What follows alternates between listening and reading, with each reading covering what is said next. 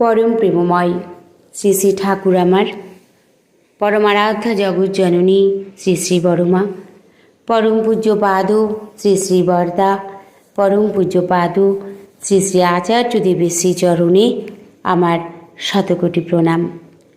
আমি শ্যামলী দেবনাথ, শ্যামার পরিবার চ্যানেলের সকল ভাই ও বোনেদের জানাই জয়গুরু ও ভালোবাসা। আমি শুরু করছি ইষ্ট প্রসঙ্গ আলোচনা। পরম প্রেমময় শ্রী শ্রী ঠাকুরের সারা জীবনের লক্ষ্য ছিল মানুষকে জরা ব্যাধি বিধ্বস্তি মৃত্যু থেকে মুক্ত করা, প্রত্যেকটি জীবনকে অমৃতময় করে তোলা।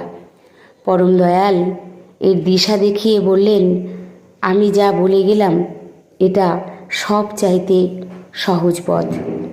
এই সহজ পথের দিশাই হচ্ছে ইষ্টকে জীবনে গ্রহণ করে যজন যাজন ইষ্টভৃতি পরায়ণ হয়ে আদর্শ কেন্দ্রিক জীবন চালনায় অভ্যস্ত হওয়া।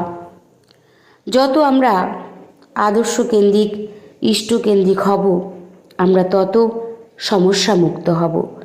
মূল লক্ষ্য হল ইষ্টকে মাথায় নিয়ে চলা। শ্রী শ্রী ঠাকুর বলেছেন, ধর্ম মন্দিরে মসজিদে থাকে না, ধর্ম নিহিত আচরণ ও অনুশীলনের মধ্যে। তাই তো শ্রী শ্রী ঠাকুর বলেছেন, যে আচরণ বাক্য কর্ম বাঁচা বাড়ার উৎস হয় তাকেই জানিস ধর্ম বলে, নইলে ধর্ম কিছুই নয়। এই আচরণ সঠিক করার জন্যই ধর্মের মূর্ত প্রতীক ইষ্টের চরণাশ্রিত হতে হয়, দীক্ষা নিতে হয়। এই দীক্ষা ও তার নির্দেশ পালনের মধ্য দিয়েই মনের জঞ্জাল পরিষ্কার হয়। এই দীক্ষা ও জীবন্ত আদর্শকে অনুসরণের মধ্য দিয়েই মনে প্রেম প্রীতির আলো জ্বলে ওঠে। তার নির্দেশিত পথ ধরে চলাতেই প্রত্যেকের জীবনের যাবতীয় সমস্যার সমাধান হয়ে যায়। তবে সবার আগে তাকে ভালোবাসতে হবে। তার প্রতি প্রেম হলে সকলের প্রতি প্রেম আপনিই আসে।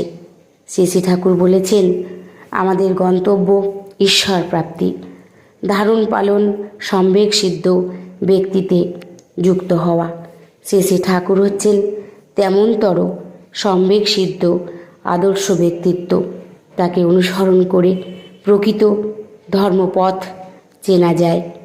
ঠাকুর আলোচনা প্রসঙ্গে বলেছেন, সব সময় সুকেন্দ্রিক থাকা ভালো, নচেত আমরা উবে যেতে পারি। আমরা যারা শ্রী শ্রী ঠাকুরের আশ্রয় লাভ করেছি, আমাদের উচিত তাকে আপন করে নেওয়া। প্রেমময় ঠাকুর বলেছেন, ঈশ্বর তোকে বাসেন ভালো, স্বার্থ তাতে কি? তুই যদি তারে না বাসিস ভালো, সবই ছায়ে ঘি। শ্রী শ্রী ঠাকুর সব সময় চান আমরা সুখে থাকি, আমরা ভালো থাকি। আমাদের সুখ শান্তি দেখে তিনিও সুখী হন। আমরা যদি দুঃখ কষ্টে থাকি, তাহলে ঠাকুরও কষ্ট পান, দুঃখ পান। তাই আমরা ভালো থাকব তাকে ভালোবাসলে।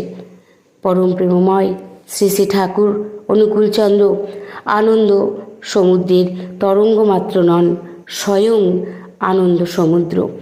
পাপ শয়তানের ভয়ে সব সময় যারা আড়ষ্ট, তারা হাসতে জানে না। কিন্তু দয়ালের জীবন এক বিচিত্র রসের আশ্চর্য সংগ্রহশালা। সেখানে ঠাট্টা তামাশা, মজা মশকরা, হাসি হুল্লোড়, গাল গল্প, কৌতুক, রস রহস্য কি নেই?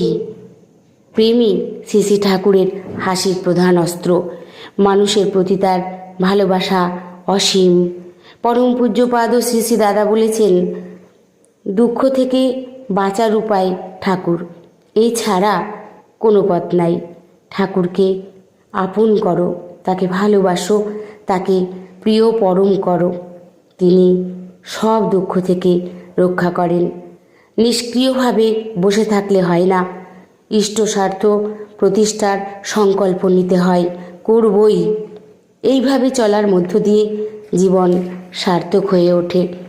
আমাদের পরম সৌভাগ্য যে তিনি দয়া করে এসেছেন আমাদের কাছে, বহু জন্মের সুকৃতির ফলে আমরা তার চরণাশ্রিত হতে পেরেছি।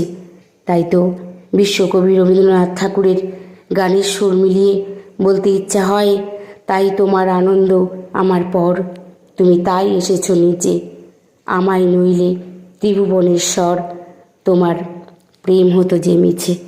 সবাই ভালো থাকবেন, সুস্থ থাকবেন। পরম দয়ালের শ্রী রাতুল রাঙা চরণে আমি সকলের জন্য মঙ্গল প্রার্থনা করি। জয় গুরু, বন্দে পুরুষোত্তমম।